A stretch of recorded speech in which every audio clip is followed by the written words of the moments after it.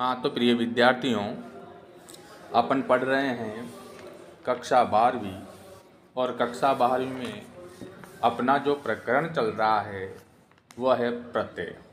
और प्रत्यय में जो आज का अपना प्रत्यय है वह प्रत्यय है नेत प्रत्यय। प्रत्यय कौन सा है विद्यार्थियों?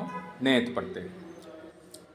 नेत प्रत्यय जो है इसका सूत्र है रिहलो नेत। सूत्र क्या है?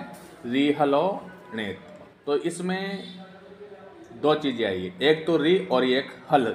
हल एक प्रत्यार, हल का मतलब है व्यंजन, है ना। हाँ, तो कहा गया है, ये सूत्र कहता है कि ऋकारांत व हलंत युक्त धातुओं के साथ, कैसी धातु हैं? जिनका अंत या तो री से हो रहा हो या फिर जिनके अंत में हलंत लगा हुआ हो, ऐसी धातुओं के साथ नेत प्रत्यय का प्रयोग किया जाता है। देखो विद्यार्थियों, अब अपन 2-3 प्रत्यय से पढ़ेंगे जिनमें सभी में शेष ये रहेगा। तो वो ये शेष रहने वाले धातुओं में आपको अंतर करना है। जैसे आपने भी इससे पहले जो है यत प्रत्यय पढ़ा था, उसका भी ये शेष रहा था। लेकिन यत प्रत्यय जो है वह स्वरांत धातुओं के साथ में प्रयुक्त होता है और नेत प्रत्यय जो है वह ऋकारांत या फिर हलंत युक्त धातुओं के साथ में प्रयुक्त होता है। और नेत प्रत्यय का भी शेष जो है यह रहता है। नेत प्रत्यय का भी शेष क्या रहता है? यह रहता है। देखो आगे इसके नियम में कहा गया है कि ऋकारांत धातुओं के साथ नेत प्रत्यय जुड़ने पर, ऐसी धातुएं जिनके अंत में री आया हुआ है और यदि आप उनमें नेत प्रत्यय जोड़ते हो तो नेत प्रत्यय जुड़ने पर धातु की री का आर वृद्धि हो जाता है। यानी कि धातु के अंत में जो री आया हुआ है वो आर में बदल जाता है। दूसरा नियम है अलंत युक्त धातु के साथ, यदि ऐसी धातु जिसके अंत में हलंत लगा हुआ है, यदि उस धातु के साथ नेत प्रत्यय जुड़ता है तो नेत प्रत्यय जुड़ने पर धातु की उपधा का जो स्वर है, उपधा आप सभी जानते हो, उपधा का जो स्वर है उसका गुण हो जाता है। उसका क्या हो जाता है? गुण हो जाता है। यानी ई या ई होगा तो ओ हो, ई या ई होगा तो ये हो जाएगा, उ या उ होगा तो ओ हो जाएगा। यदि धातु की उपधा अ हो तो धातु की उपधा में क्या हो? अ हो, तो उस अ का आ हो जाता है। अ होगा तो क्या हो जाएगा विद्यार्थियों? आ हो जाएगा। ई या ई होगा तो ये हो जाएगा, उ या उ होगा तो ओ हो जाएगा। अगला नियम है धातु की उपधा में री हो तो आर हो जाता है। यदि ये री धातु की उपधा में होगा तब भी इसका क्या हो जाएगा? आर हो जाएगा। यानी कि यदि धातु के अंत में री ही दिखता है तब भी आपको उसको आर में बदलना है, और यदि धातु की उपधा में री नजर आता है तो उसको भी आपको आर में बदलना है। धातु की उपधा में आ होगा होगा तो आ हो जाएगा, और धातु की उपधा में ई या ई होगा तो ए हो जाएगा। धातु की उपधा में उ या उ होगा तो ओ हो जाएगा। नेत प्रत्यय से बने हुए शब्द नपुंसक लिंग के होते हैं। अधिकतर शब्द कौन से लिंग के होते हैं विद्यार्थियों? नपुंसक लिंग के माने जाते हैं।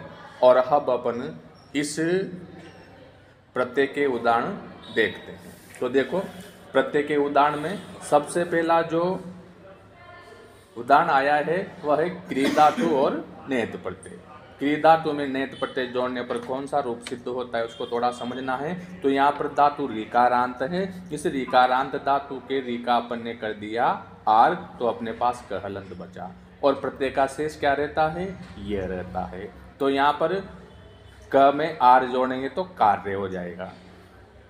क में आर जोड़ेंगे और बाद में ये आया हुआ है तो ये र जो है इस ये में मिलेगा और शब्द बनेगा कार्य। और इस कार्य को आप नपुंसक लिंग में प्रयुक्त करोगे तो हलंत जोड़ दिया जाएगा और आपका शब्द सिद्ध होगा कार्य।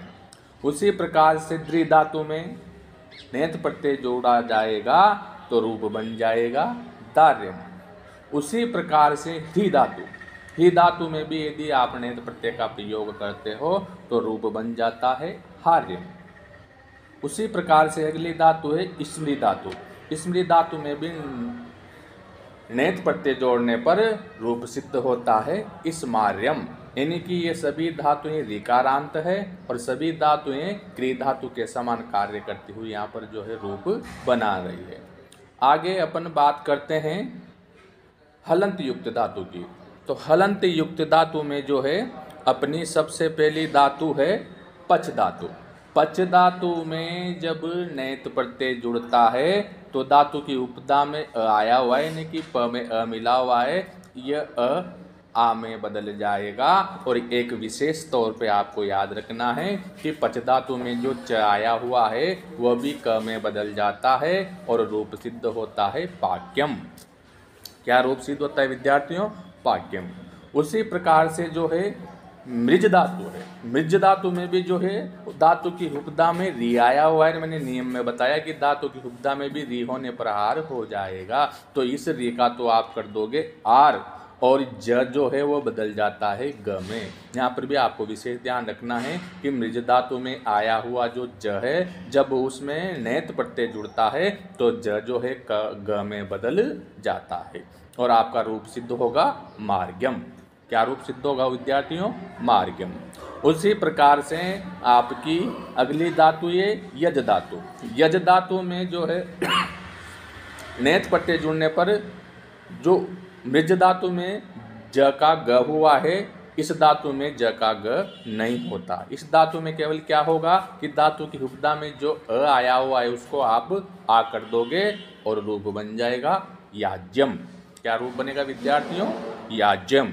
उसी प्रकार से अगली धातु है रुच धातु। रुच धातु जो है इस धातु की उपधा में उ आया हुआ है तो उ का क्या होना है? ओ होना है।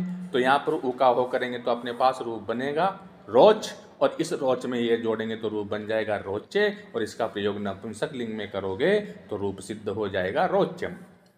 उसी प्रकार से अगली धातु है तेज धातु। तेज धातु की उपधा में भी आया हुआ है, यहाँ पर भी ज में कोई परिवर्तन नहीं होगा, रूप क्या बन जाएगा विद्यार्थियों? ताज्यम। रूप क्या बनेगा? ताज्यम।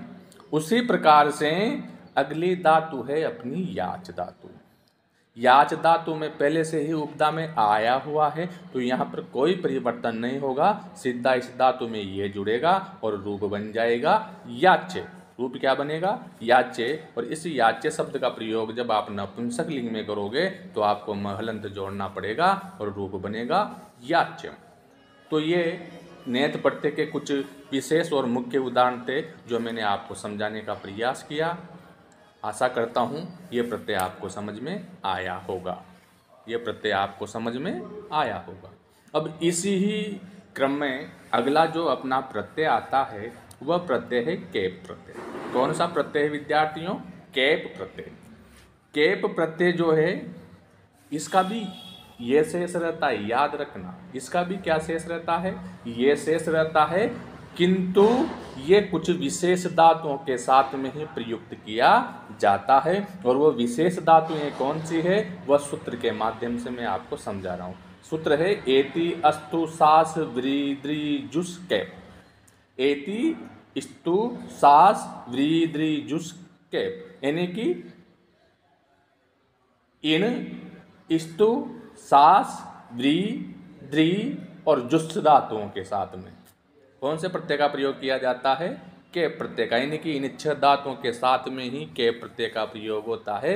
आपको ये छह धातुएं बहुत अच्छे तरीके से याद होनी चाहिए। इन छह धातुओं को आप बहुत अच्छे तरीके से रख लेना, ये याद रखना है। तो छह धातुएं कौन कौन सी है? एक तो है इन धातु, एक है स्तु धातु, एक है सास धातु, एक है व्री, फिर है द्री और फिर है जुस। ये छह धातुएं हैं। इन छह धातुओं के साथ में ही आपको के प्रत्यय का प्रयोग करना है। शेष की बात करें तो के प्रत्यय का भी शेष क्या रहता है विद्यार्थियों? ये शेष रहता है। अब देखो इसमें कुछ नियम हैं जो आपको याद रखना है।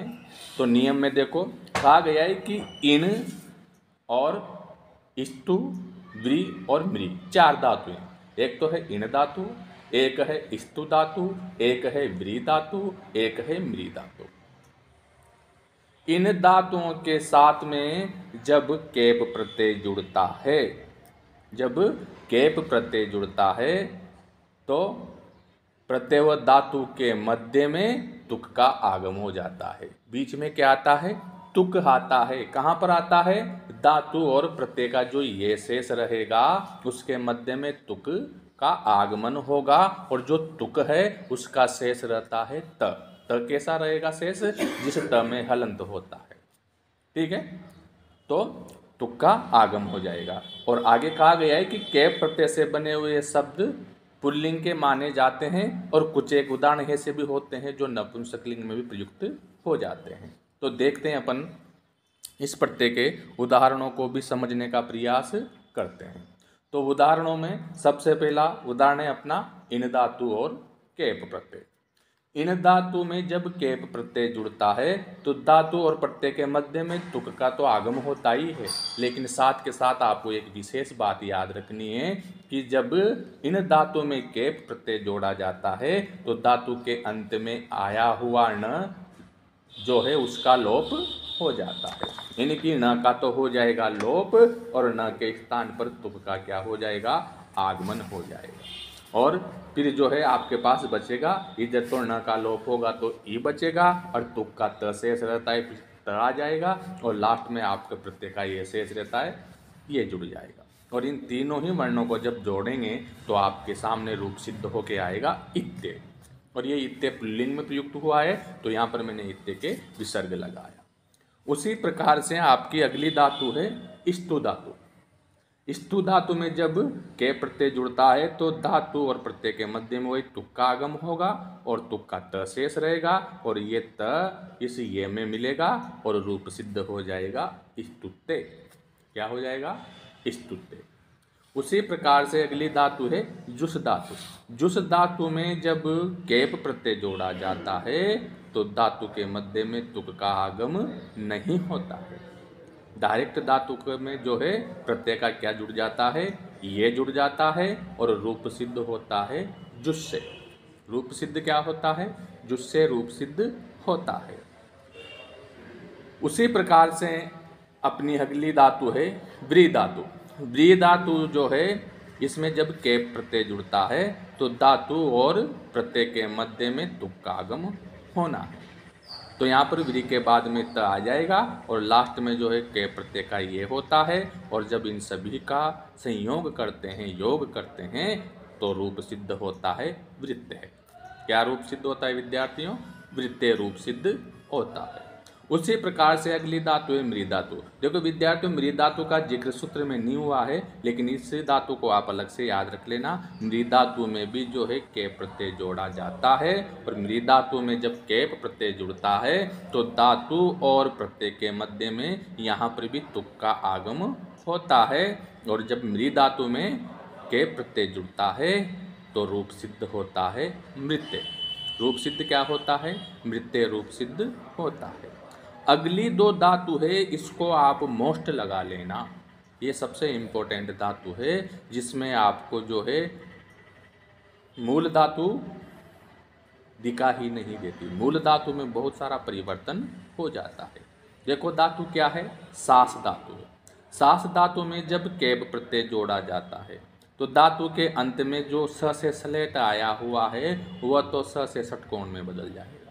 किसमें बदलेगा विद्यार्थियों? स से सलेट जो है स से षटकोण में बदलेगा, और धातु के धातु की उपदा में जो आ आया हुआ है, जो आ आया हुआ है ये ऋस्व ई में बदलेगा, यानी कि छोटी ई में बदल जाता है। ये विशेष नियम आपको याद रखना है। यहाँ पर धातु की उपदा में आया हुआ जो आ है उस आ को आप जो है ई में बदल दोगे। किस में बदलोगे विद्यार्थियों? ई में बदल दोगे। और धातु के अंत में जो स से स्लेट आया हुआ है उसको आप स से षटकोण में बदल दोगे, और फिर इस धातु के साथ में आप जो है ये प्रत्यय का ये जोड़ दोगे, और आपके सामने जो रूप सिद्ध होकर आएगा वह रूप बनेगा शिष्य। क्या रूप बनेगा? शिष्य। तो शिष्य के विषय में आपको विशेष ध्यान रखना है कि शिष्य शब्द जो है वह सास धातु और के प्रत्यय के योग से बना है। इसको आप मोस्ट लगा सकते हो। और मैंने आपको अभी तक 3 प्रत्यय ऐसे पढ़ाए हैं जिनमें ये शेष रहता है। तो तीनों ही प्रत्ययों के नियम अलग अलग याद रखना। यत प्रत्यय जो है स्वरांत धातुओं के साथ में प्रयुक्त होता है और नेत प्रत्यय जो है वह रेकारांत और हलंत युक्त धातुओं के साथ में प्रयुक्त होता है और केप प्रत्यय जो है वह विशेष धातुओं के साथ में प्रयुक्त होता है। आशा करता हूँ आपको ये प्रत्यय समझ में आया होगा। धन्यवाद।